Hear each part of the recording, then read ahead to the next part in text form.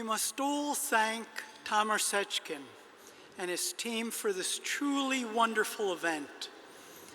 Tamar is the international authority in endometriosis, and he's a special treasure that we're so proud to have here at Lenox Hill Hospital and Northwell. Before we go on, please, can we all applaud what I consider to be the consummate ethical physician and surgeon who's devoted his life to endometriosis. Please, thank you.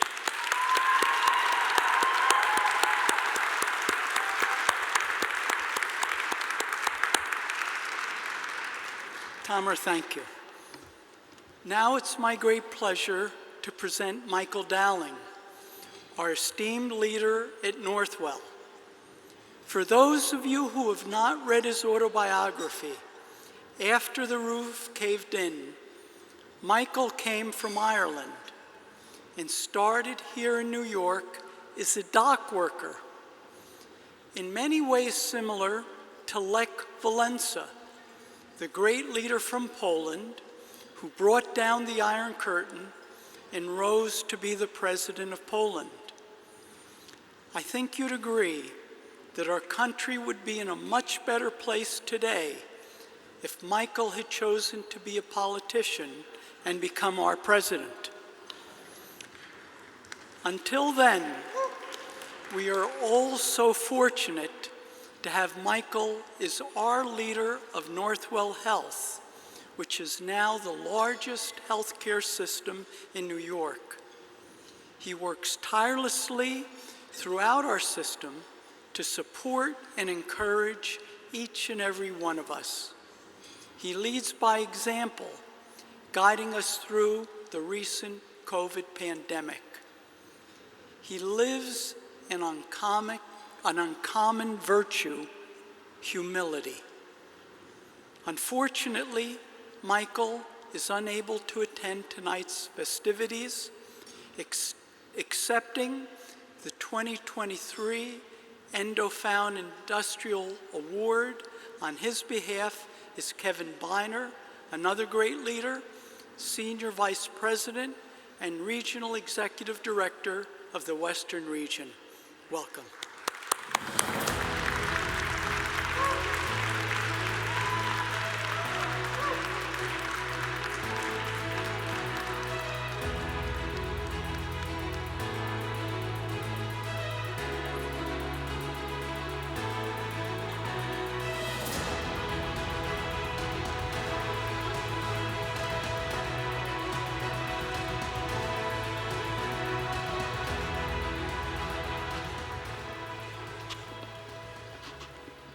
Good evening, everybody. So the subtle art of picking an understudy is making sure that you're not going to be upstaged. So when Michael called me a few hours ago to ask me to be here, I couldn't help but be honored by his request. All kidding aside, if Michael hadn't asked me to be here, I would have begged him, and I'll explain why in a minute.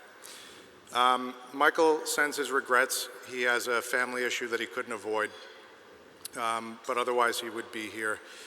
I was flipping through the program before, and Michael was described as having one of the most influential voices in healthcare. Michael uses that voice, and he reminds those of us in Northwell and those of us in the healthcare delivery industry that we are in a people business, and he pushes us to do better every day. He pushes us to innovate. And so when he would see on the screen that we're working tonight towards a cure, he'd be sort of happy with that, but he won't be happy until we get there. The other thing that may surprise you is that for those of us that work for Michael, he also pushes us to be human. And he reminds us that we ought to care, and we have to care, and they're table stakes in being in healthcare. So I'll be human for a minute. I was 6 years old when I learned how to pronounce endometriosis.